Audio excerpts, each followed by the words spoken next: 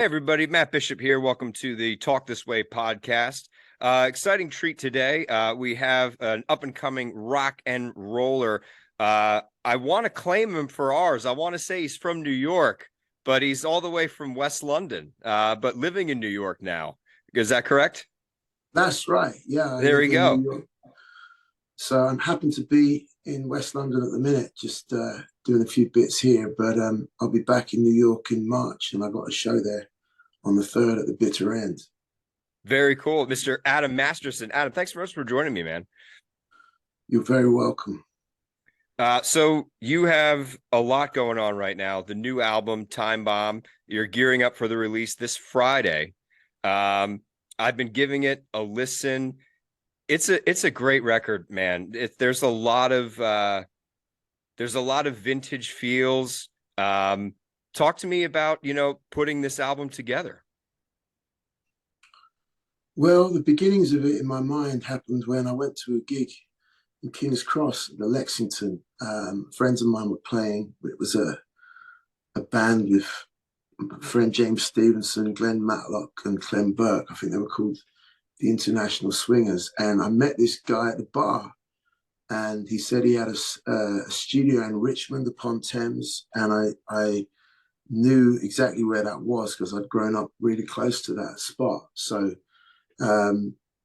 we sort of exchanged numbers, and a little time after that, I was back in London, and I went to meet up with this chap who's called James Hallowell, and we started initially having an idea to perhaps write together, but then I started playing him my songs, and he got interested in what I had in the can and wanted to start recording them. So the sessions then started to evolve quite quickly, and the first session, I remember we had me and James, like James on keys, me on guitar, and we had two brothers, Jeremy and Paul Stacey, Jeremy on drums, Paul on guitar, and then my friend Charlie Jones on bass guitar. And I think we did about 4 tracks in over maybe two days. And we were so excited about it, we decided next time I came back, we'd do some more. And so it started to unfold. About a record of songs was put together. And then I just gradually kept working on new stuff. I had another session in Brooklyn at a friend of mine's studio, Craig Dreyer. And that was recorded just before the pandemic hit, right on March 2020. And that had a different bunch of musicians, Charlie Drayton on drums, Brett Bass, who plays in my band in New York, on bass, and Ben Stivers on keyboards. And we recorded that, and I just had the basic tracks, and I came back to England, and I actually got Paul Stacey, who played guitar on the London sessions, to overdub electric guitar on the track Wild Wolves and mix that and bring back the Freaks, and another track that we'd done that didn't make it on the record. But that was where I was at. And then, of course, the COVID-19 pandemic happened, and I happened to be in a studio staying there, and it had a piano when I wrote that song, Time Bomb, and actually sort of put that record together remotely. It wasn't like the other recordings in a sense, because it was done, it wasn't done in a live setting. It was done remotely, sending stems and correspondence on, what I was looking for. But again, that came together in its own way. A lot of these recordings, I got to say, they just had their own sort of power to them. What I mean is that,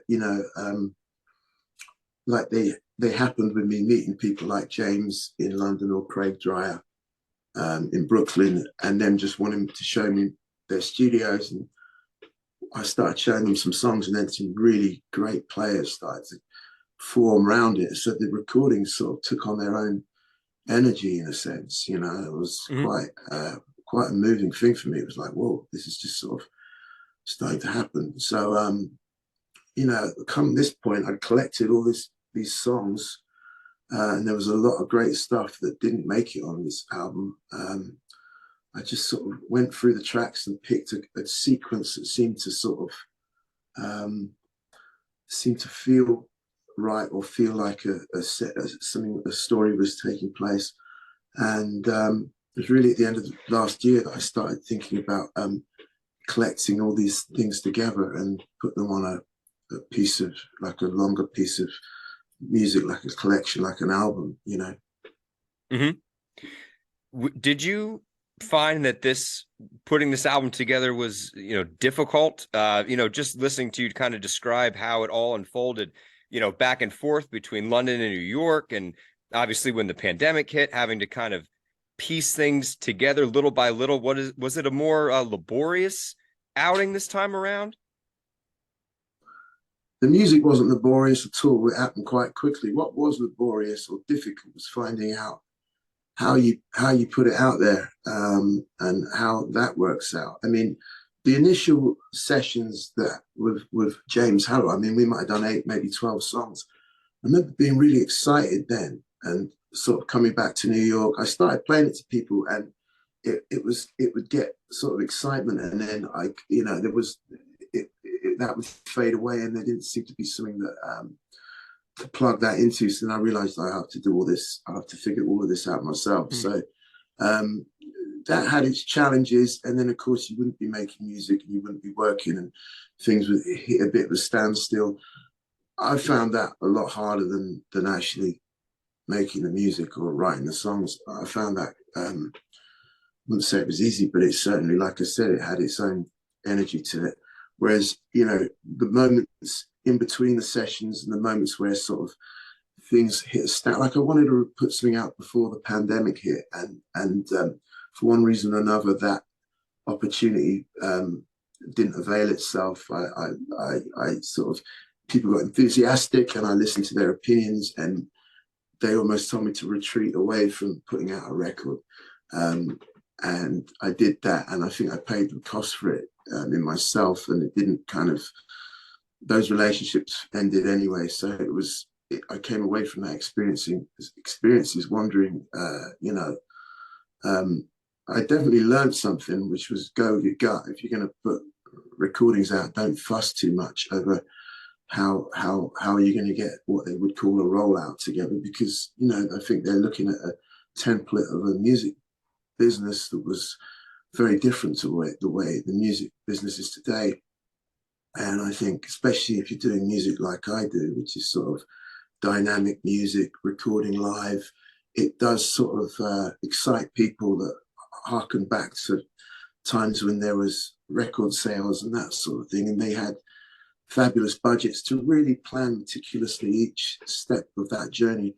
Whereas today, for modern artists like me, I think you just have to sort of accept that you're going to catch a little bit of lightning in the bottle, and that in itself is rewarding, good enough. You've got to measure your expectations for sure, but I don't think you should ever retreat away from, putting your music out there.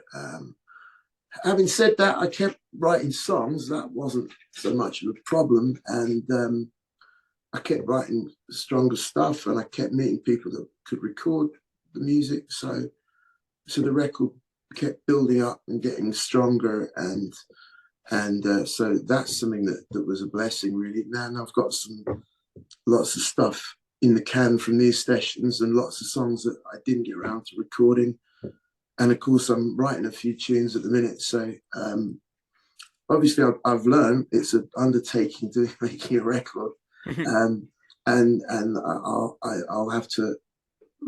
I've got lots to think about the next recording, like how to take a more direct route, just the process of putting all this stuff together. But I've certainly learned a lot doing this.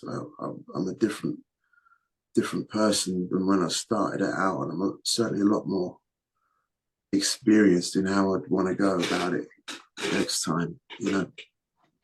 Well, I feel like nowadays, as you mentioned, it's a lot of people, they've retreated away from making an album, and I think that has a lot to do with technology, because it's so easy. You write a riff or a lyric pops into your head, and it's like, that sounds great. Let's record it. Let's get it out there. Put it on Spotify. There it is. Boom. And it takes so much longer. Like you said, you had this batch of songs, and you were pulling the ones that worked together. You were creating an album, an experience. And the end result is amazing, but it's time consuming. It can be difficult at times. And with, today's technology, it's like, let's make a single. Well, what about, is there anything else we want to? No, this is great. It sounds killer. Let's Yeah, put it out. And yeah, I'm not knocking people that do that. I mean, hey, singles are great, but yeah, I think a lot of people have strayed away from that creating an album. yeah. My feelings on that would be that the technology these days is fabulous. I mean, I know people that worked on analog recordings and can remember making those kind of records, and they're even admitting to me, some of the new technologies coming through really is starting to stand up. Audio is moving forward and it's becoming more accessible.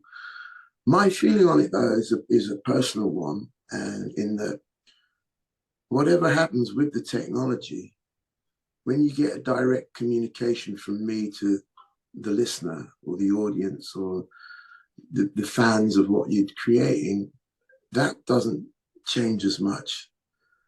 The scenery of how music is created might change around it, the technology, but the seer that creates a song and the listener that receives a song, that relationship stays the same as it always has been. And you get so long in life to make your work, and that is the real place where I dwell, and that's the place I live in as an artist. In its songs and creating a very vivid impression of that song that's gonna connect with someone else. So the technology can move around me, but it's not going to move or necessarily change who I am, in here. Mm-hmm. So if I'm going to ever possibly have any hope of making a deep connection with someone else, it's got to come from here, So that's my particular obsession. I might be very different to a lot of artists who are working now or today, and they're getting caught up. Well, if there's an opportunity here, I'll go after that. And what they come up with, it astonishes me. I love what they do, and but it seems to be I'm coming from looking for something different, in a sense that I'm the same. To me, it's the same as it ever was, and it's a mystery trying to uncover that the same as it ever was, because it's changing, it's shifting, it changes you, you shift with it. It's like enough of a thing as it is. And for sure, if I come across something that's on trend, or a certain thing that's really capturing everyone's imagination and it turns me on, then it will very quickly filter into what I'm doing, no problem. But I think, for example, the streaming sort of negates the full length album. It's not as important these days. Why do it?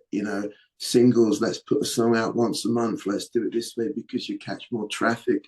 I mean, all of that stuff is more orthodox back to me because I'm so obsessed with what I am looking for. And, I need it.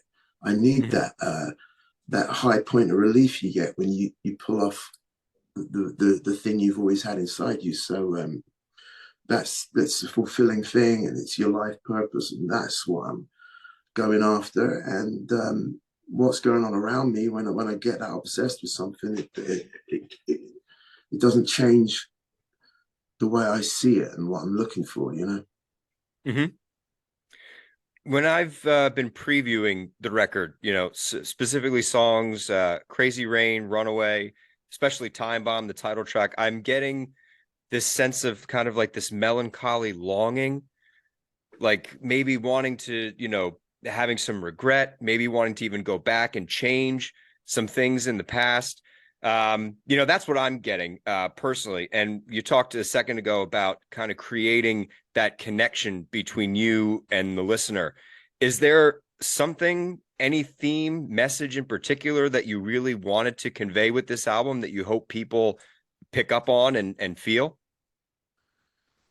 Well, yeah, I mean, you start with longing, the word longing. I mean, longing is such a part of life. It's kind of one of them things you can't get around it. I mean, you can try and get around it, I guess, but I don't know if you get too far.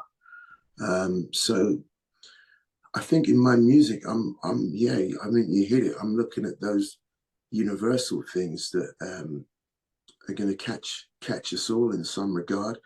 Bizarrely, when something's that universal and we're all feeling it, it can make you feel entirely kind of alone and disconnected. So a lot of the things I sing about try and deal with that in a way, in a sense. And music's a great place to come together on those, you know, eternal issues, struggles, longings, however you want to phrase them.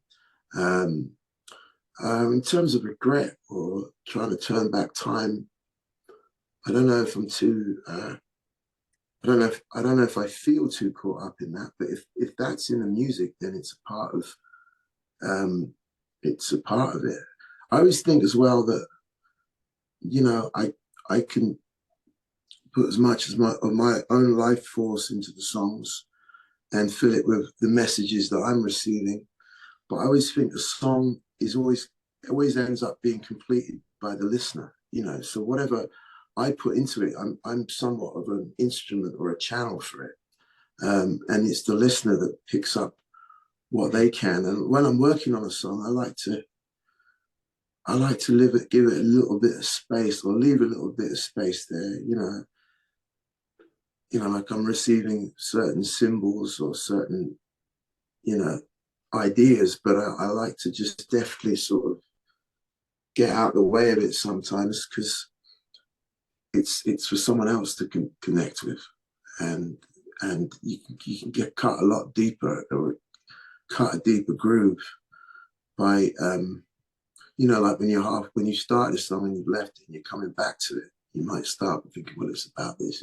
It's like it will reveal itself, it will uncover itself. And I find that far more powerful, because people start saying, oh, I see this in this song. And I think, wow, they saw that. And you realize you're sort of a conduit for these songs. At times you're the great architect, or you mastered this thing. Other times you're just a bystander, like a sculptor, just sort of the deftest of touches shaping the thing. And then sometimes, if you can pull that off, it's not an easy thing to pull off, but if you can pull that off, it can really stamp a lasting sort of impression upon the people that pick up the songs and receive them, It's kind of like putting an album together is like putting together a toolkit. Yeah. And you have all these different songs, all different tools, and you kind of give it to the listeners. Here you go. Here, I've given you the tools. Now you got to, figure out what you want to use them for, and where they're gonna take you, what they're gonna get for you. Yeah, for sure. Absolutely. Yeah. Very cool. Well, I'm excited for the entire album. I'm sure a lot of other people are too. You said that you've been gigging a little bit over there. Is there anything in addition to the New York show that you have coming up stateside? I just played in London on Thursday with a full band in Camden Town, and that was great fun. That was good. And then I'm playing at the Bitter End on the 3rd of March. And then I'm going out to South by Southwest. I'm playing on the 10th of March at a party for the Fast Company, which is a media company. And they've invited me down there to play at their a barbecue they have there. I can't remember the name of the exact spot, but if you look up the Fast Company party at South by Southwest, I'll be playing there on the 10th of March. Very cool. Yeah. All right. Adam, brother, thank you so much for joining me. I really appreciate it. Adam Masterson, the new album Time Bomb is out on Friday. New music video coming on Friday as well. We'll have that for you guys. And March 3rd at the Bitter End in New York for all of our Northeast friends. Tickets are on sale now. We got a link for you right down there. Thanks, man. I appreciate you taking the time. Thank you, Matt. It's been great talking to you.